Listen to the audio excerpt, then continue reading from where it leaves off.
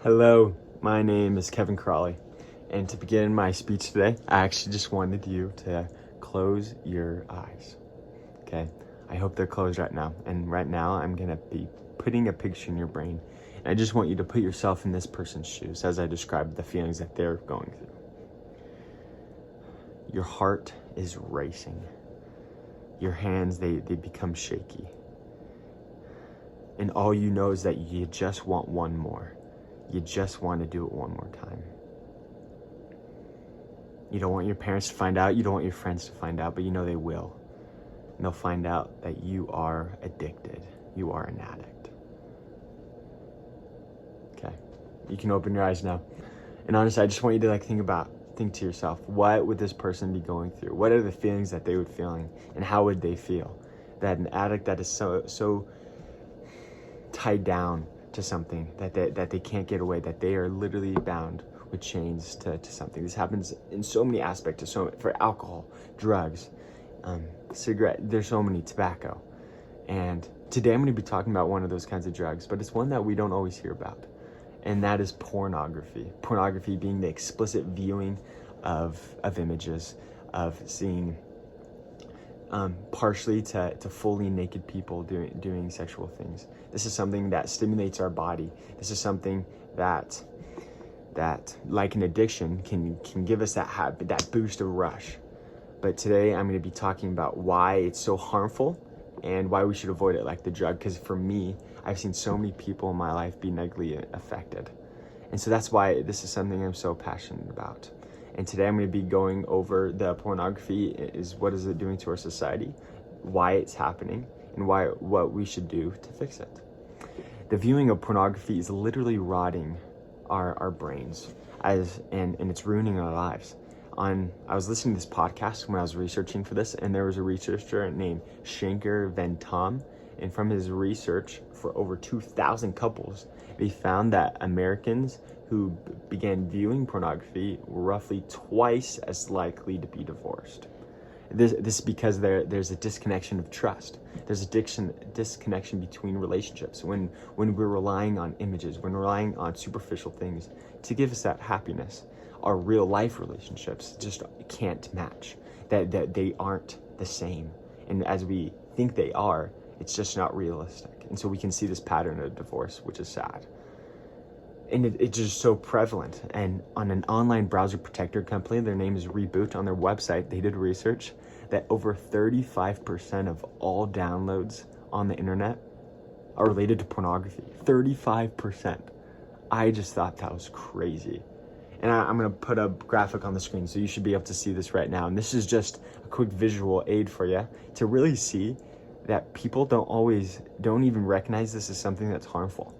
It's so easy to think that it's not hurting anybody but yourself, but we can see it is very prevalent, and it can really affect not just you, but the people around you.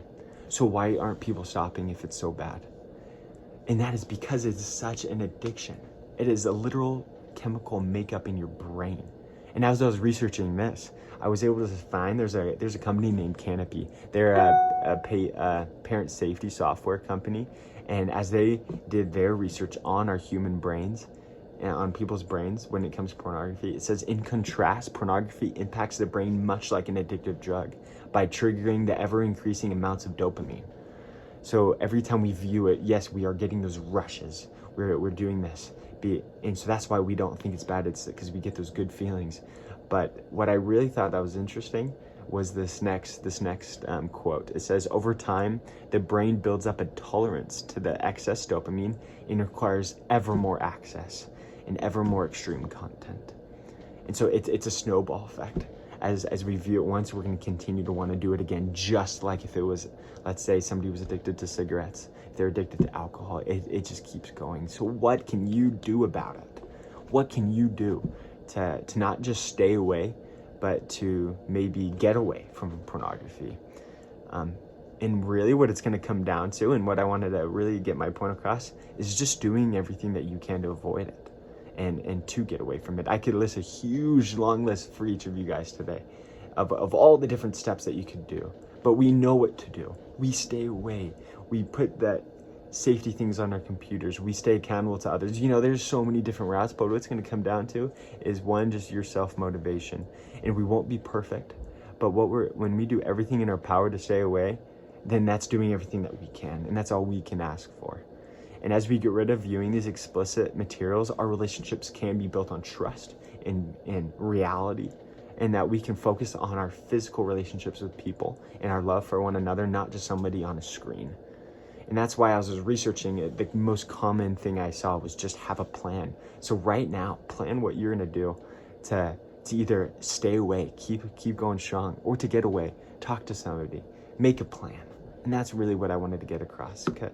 And because today I talked about why pornography is ruining our minds and relationships. And I talked about that it's not entirely our fault, that bodies were made to be intimate with somebody. But you need to decide to make the change, and you need to decide to make it happen. Pornography should be avoided like it's a drug, because it is. Okay, my last quote for you guys today, because I thought this was so crazy, that an up-and-coming new company designed to promote this new drug, and that's actually their title, their name. I found that out very shortly after I made this, as I was researching it. It says the new drug, as this company says, that there are about 2.4 million people on the top 3 porn sites every minute.